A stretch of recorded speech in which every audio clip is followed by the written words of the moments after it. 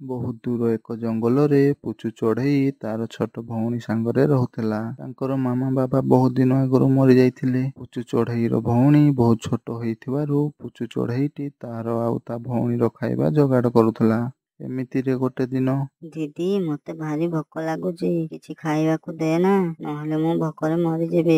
ଆରେ ଏମିତି କାହିଁକି କହୁଛୁ? ତୁ ଟିକେ ଅପେକ୍ଷା କର, ମୁଁ ଖାଇବା ଯୋଗାଡ଼ କରୁଛି। ତା ଭଉଣୀକୁ ଘରେ ଛାଡ଼ି ଦେଇ ପୁଚୁ ଚଢ଼େଇଟି ଖାଇବା ଖୋଜିବା ପାଇଁ ଚାଲିଯାଏ। ବହୁ ସମୟ ଖାଇବା ଖୋଜିବା ପରେ ବି ପୁଚୁ ଚଢ଼େଇଟି କିଛି ଖାଇବା ପାଇଲାନି। ଏଇ ପାଖରେ ତ ଗୋଟେ ବି ଫଳ ଗଛ ନାହିଁ, ମୁଁ ଖାଇବା କୋଉଠୁ ଆଣିବି? ପୁଚୁ ଚଢ଼େଇଟି ବହୁତ ଚିନ୍ତାରେ ପଡ଼ିଗଲା। ଆଉ ସେ ଜଙ୍ଗଲରେ ଥିବା ବଜାର ଆଡ଼କୁ ଗଲା। ସେଇଠି କିଛି ଫଳ ଗଛ ନଥିଲା, କେବଳ ମିଟୁର ଗୋଟେ ଫଳ ଦୋକାନ ଥିଲା। ମିଟୁ ଦୂର ଜଙ୍ଗଲରୁ ଫଳ ଆଣିକି ସେଇ ଜଙ୍ଗଲରେ ବିକ୍ରି କରୁଥିଲା। ଫଳ ବଦଳରେ ମିଟୁ ସମସ୍ତଙ୍କଠୁ କିଛି ଚାଉଳ ଦାନା ନେଉଥିଲା। ପୁଚୁ ଚଢ଼େଇଟି ମିଟୁର ଦୋକାନକୁ ଗଲା। ମିଟୁ ଅଙ୍କଲ, ମୋ ଭଉଣୀ ଭୋକିଲା ଅଛି। 2 ଦିନ ହେଲାଣି ସେ ଆଉ ମୁଁ କିଛି ଖାଇନୁ। ମୋ ପାଖରେ ଏଇନା ଚାଉଳ ଦାନା ନାହିଁ। ମତେ କିଛି ଫଳ ଏଇନା ବାକିରେ ଦେଇଥାଅ, ମୁଁ ଚାଉଳ ଦାନା ପାଇଲେ ତମକୁ ସବୁ ଦେଇଦେବି। ଆରେ ପୁଚୁ ଚଢ଼େଇ, ତୁ ଏମିତି କହିକି ମୋଠୁ ବହୁତ ଥର ବାକିରେ ନେଇ ସାରିଲୁଣି। ମୁଁ ଆଉ ତତେ ଫଳ ଦେଇପାରିବିନି। କଣ କରିବି କୁହ ମିଟୁ ଅଙ୍କଲ, ମୁଁ ଏବେ ଛୋଟ ଅଛି, ସେଥିପାଇଁ ବେଶୀ ଦୂର ଉଡ଼ିକି ଯାଇପାରୁନି। ଏଇ ଜଙ୍ଗଲରେ ଯାହା ବି ପାଏ ମୁଁ ତ ତମକୁ ଆଣିକି ଦିଏ। ଏଇଥର ଯଦି ମୁଁ ଚାଉଳ ଦାନା ପାଇବି, ମୁଁ ତମକୁ ଆଣିକି ଆଗ ଦେବି। ଏବେ ଖାଇବାକୁ ମତେ କିଛି ଫଳ ଦେଇଥାଅ। ପୁଚୁ ଚଢ଼େଇଟି ଏତେ ସବୁ କହିଲା ପରେ ମିଟୁ ତାକୁ 2ଟି ଫଳ ଦେଲା। ଆଉ ପୁଚୁ ଚଢ଼େଇଟି ସେଇ ଫଳକୁ ନେଇ ଘରକୁ ଚାଲିଯାଏ। ଆଉ ରାସ୍ତାରେ ଯିବା ସମୟରେ ଦେଖିଲା ଗୋଟେ ବୁଢ଼ୀ ଚଢ଼େଇଟି ବେହୋସ ହେଇକି ପଡ଼ିଥାଏ। ତାକୁ ଦେଖି ପୁଚୁ ଚଢ଼େଇଟି ତା ପାଖକୁ ଆସିଲା ଆଉ ବୁଢ଼ୀ ଚଢ଼େଇଟିକୁ ଉଠେଇବା ପାଇଁ ଚେଷ୍ଟା କଲା। ଚଢ଼େଇଟି ନ ଉଠିବାରୁ ପାଖରେ ଥିବା ନଦୀରୁ ପାଣି ଆଣି ତା ଉପରେ ପକାଇଲା। ଆଉ କିଛି ସମୟ ପରେ ସେ ବୁଢ଼ୀ ଚଢ଼େଇର ହୋସ ଆସିଲା। ଆପଣ କିଏ ବୁଢ଼ୀମା? ଏଇଠି ବେହୋସ ହେଇକି ପଡ଼ିଥିଲେ କେମିତି?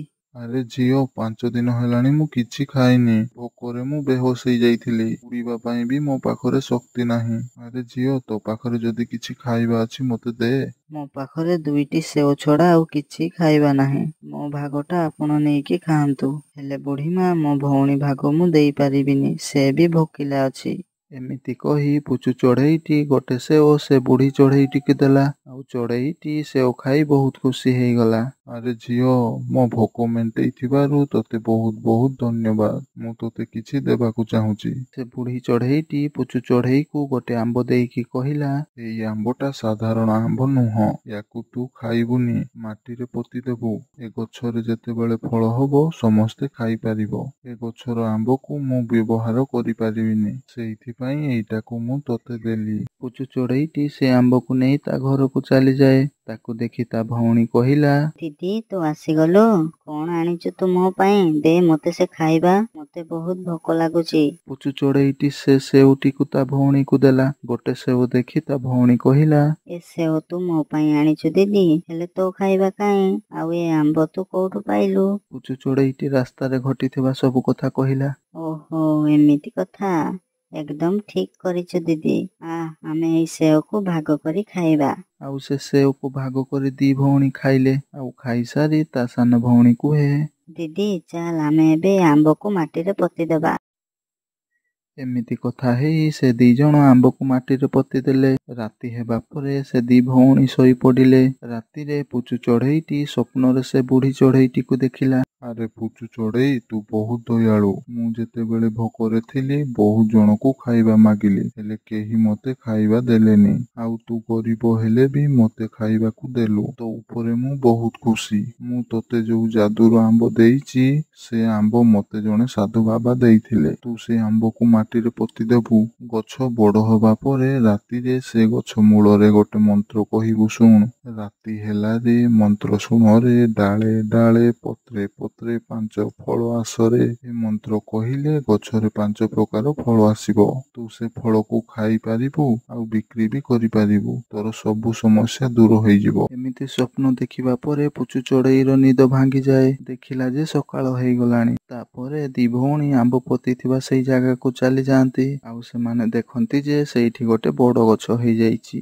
ଆରେ ବାପରେ, କାଲି ତ ଆମେ ଏଇଠି ଗୋଟେ ଆମ୍ବ ପୋତିଥିଲେ, ହେଲେ ଆଜି ଏତେ ବଡ଼ ଗଛ ହେଇଗଲା। ଇଏ କେମିତି ହେଲା ଦିଦି? ପୁଚୁ ଚଢ଼େଇ ସ୍ୱପ୍ନରେ ଦେଖିଥିବା ସବୁ କଥା କହିଲା। ଆଉ ତାକୁ ଶୁଣି ତା ଭଉଣୀ ବି ବହୁତ ଖୁସି ହେଇଗଲା। ତାପରେ ସେ ଦି ଭଉଣୀ ରାତି ହେବାର ଅପେକ୍ଷା କଲେ। ଆଉ ରାତି ହେବା ପରେ ସେମାନେ ସେ ଗଛ ପାଖକୁ ଚାଲି ଯାଆନ୍ତି। ଦିଦି ରାତି ହେଲାଣି, ଫଳ ଆଣିବାକୁ ସେ ମନ୍ତ୍ର ତମେ କୁହ। ରାତି ହେଲାରେ ମନ୍ତ୍ର ଶୁଣରେ, ଡାଳେ ଡାଳେ ପତ୍ରେ ପତ୍ରେ ପାଞ୍ଚ ଫଳ ଆସରେ। ପୁଚୁ ଚଢ଼େଇଟି ସେ ମନ୍ତ୍ର କହିବା ମାତ୍ରେ ସେଇ ଗଛରେ 5 ପ୍ରକାର ଫଳ ଆସିଗଲା। ଦୁଇ ଭଉଣୀ ସେ ଗଛରୁ ଫଳ ତୋଳି ଖାଇଲେ ଆଉ କିଛି ଫଳ ଘରକୁ ନେଇଗଲେ। ତା ପରଦିନ ପୁଚୁ ଚଢ଼େଇଟି କିଛି ଫଳ ଧରି ବଜାରକୁ ବିକ୍ରି କରିବାକୁ ଗଲା। ଆଉ ପୁଚୁ ଚଢ଼େଇର ଫଳ ସବୁ ପକ୍ଷୀଙ୍କୁ ବହୁତ ଭଲ ଲାଗିଲା। ଆଉ ବହୁତ କମ ଦାମ ହେବା ଯୋଗୁଁ ତା ପାଖରୁ ସମସ୍ତେ କିଣୁଥିଲେ। ଧୀରେ ଧୀରେ ପୁଚୁ ଚଢ଼େଇ ବହୁତ ଧନୀ ହେଇଗଲା। ଆଉ ମିଟୁର ବାକି ଥିବା ସବୁ ଚାଉଳ ଦାନା ଦେଇଦେଲା। ପୁଚୁ ଚଢ଼େଇ ଫଳ ଦୋକାନ ଦେଖି ମିଟୁ ବହୁତ ରାଗିଯାଏ। କାଲି ତ ଏ ମିଟୁ ଚଢ଼େଇ କହୁଥିଲା ବେଶୀ ଦୂରକୁ ଯାଇପାରେନି, ତ ଏତେ ଫଳ ଆଣୁଛି କୋଉଠୁ? ତା ପାଇଁ ମୋ ଫଳ ଦୋକାନକୁ କେହି ଫଳ କିଣିବାକୁ ଆସୁନାହାନ୍ତି। ମତେ ଜାଣିବାକୁ ପଡିବ ସେ ଏତେ ଫଳ ଆଣୁଛି କୋଉଠୁ। ଗୋଟେ ଦିନ ପୁଚୁ ଚଢ଼େଇକୁ ମିଟୁ ପିଛା କଲା ଆଉ ଲୁଚିକି ତା ଉପରେ ନଜର ରଖିଲା। ଆଉ ରାତି ହେବା ପରେ ସେ ଦି ଭଉଣୀ ଗଛ ପାଖକୁ ଚାଲି ଯାଆନ୍ତି ଆଉ ମନ୍ତ୍ର କହି ଫଳ ତୋଳି ଘରକୁ ନେଇଯାଆନ୍ତି। ଏଇ ସବୁ ଘଟଣାକୁ ମିଟୁ ଦେଖୁଥିଲା। ତା ମନରେ ବହୁତ ଲୋଭ ଆସିଲା। ଆଚ୍ଛା, ତାହେଲେ ଏମିତି କଥା। ଏବେ ମୁଁ ବୁଝିଲି। ଏବେ ମୁଁ ସେଇ ମନ୍ତ୍ର କହି ମୁଁ ବି ଫଳ ନେଇଯିବି। ପୁଚୁ ଚଢ଼େଇ ଆଉ ତା ଭଉଣୀ ସେଇଠୁ ଯିବା ପରେ ମିଟୁ ସେଇ ଗଛ ପାଖକୁ ଚାଲିଯାଏ ଆଉ ସେ ମନ୍ତ୍ର କୁହେ।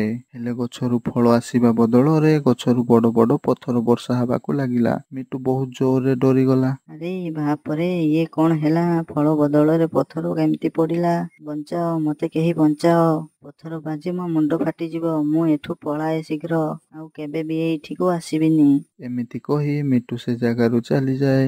ମିଟୁ ବହୁତ ଲୋଭୀ ଥିଲା, ସେଥିପାଇଁ ତା ସହ ଏମିତି ହେଲା। ଏମିତିରେ ସେ ପଟରେ ପୁଚୁ ଚଢ଼େଇ ଆଉ ତା ଭଉଣୀ 5 ଫଳ ଫଳୁଥିବା ଗଛକୁ ନେଇ ବହୁତ ଖୁସିରେ ରହିଲେ।